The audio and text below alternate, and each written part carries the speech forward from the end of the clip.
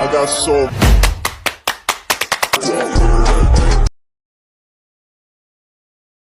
Kenalkan diri saya. Nama saya Amalia Putri Khairunisa dari kelas 01 SIP E004, mahasiswa dari Prodi Sistem Informasi. Perekonomian digital merupakan perekonomian yang didasarkan pada teknologi digital termasuk jaringan komunikasi digital, komputer, perangkat lunak, serta berbagai teknologi lainnya. Perekonomian digital kadang juga disebut sebagai perekonomian internet, perekonomian baru, atau perekonomian web. Ada 3 tekanan dalam berbisnis. Pertama, tekanan pasar. Tekanan pasar dihasilkan oleh ekonomi dan persaingan globalisasi yang ketat.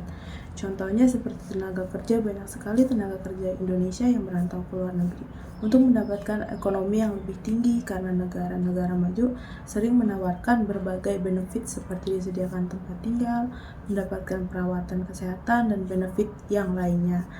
Yang kedua, tekanan teknologi. Tekanan teknologi adalah inovasi teknologi dan kelebihan informasi. Inovasi teknologi menunjukkan perkembangan dan perubahan informasi yang sangat cepat. Contoh seperti seberapa cepat ponsel versi baru dirilis, oleh karena itu banyak perubahan yang memaksa bisnis untuk mengikuti kemauan konsumen.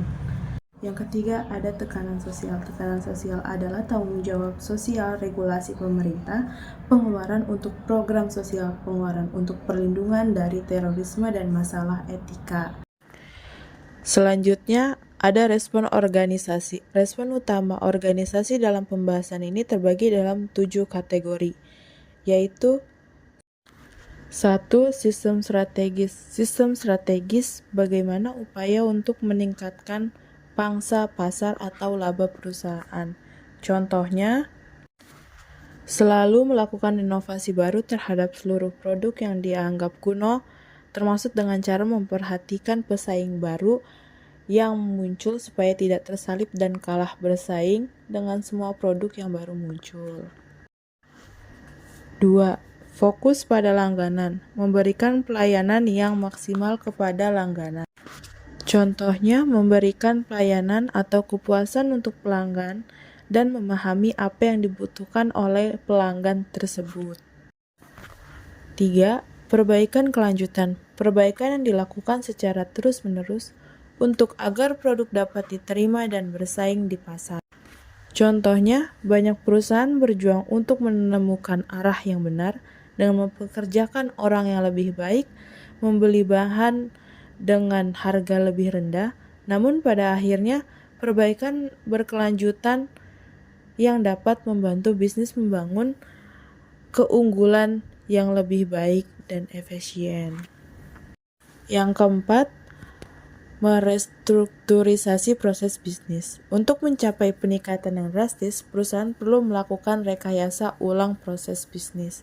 Contohnya, ketika sebuah perusahaan melakukan restrukturisasi proses bisnis, maka ada beberapa karyawan yang diberhentikan.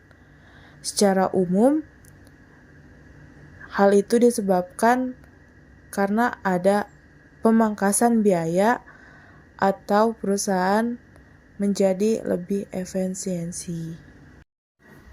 5. Penyesuaian sesuai pesanan dan masal. Dibuat sesuai pesanan adalah strategi untuk memproduksi produk yang sesuai pesanan. Contohnya pada perusahaan kendaraan umum, seperti motor dan mobil. Satu kali produksi mampu menghasilkan beberapa unit produk yang siap diperjualbelikan. 6. Aliansi bisnis. Melakukan aliansi bisnis adalah sangat menguntungkan, bahkan dilakukan dengan para pesaing. Contohnya seperti aplikasi Spotify, Disney, dan lainnya. 7. Ada e-bisnis dan e-commerce. E-bisnis dan e-commerce adalah menjalankan strategi bisnis secara elektronik. Contohnya seperti Lazada, Shopee, Tokopedia, dan lainnya.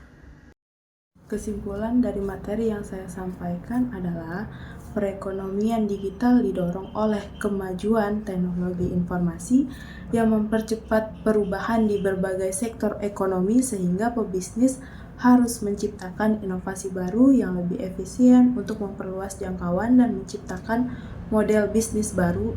Perekonomian digital memiliki kelebihan yaitu meningkatkan pertumbuhan ekonomi, lebih menghemat waktu, memudahkan akses informasi dan transaksi.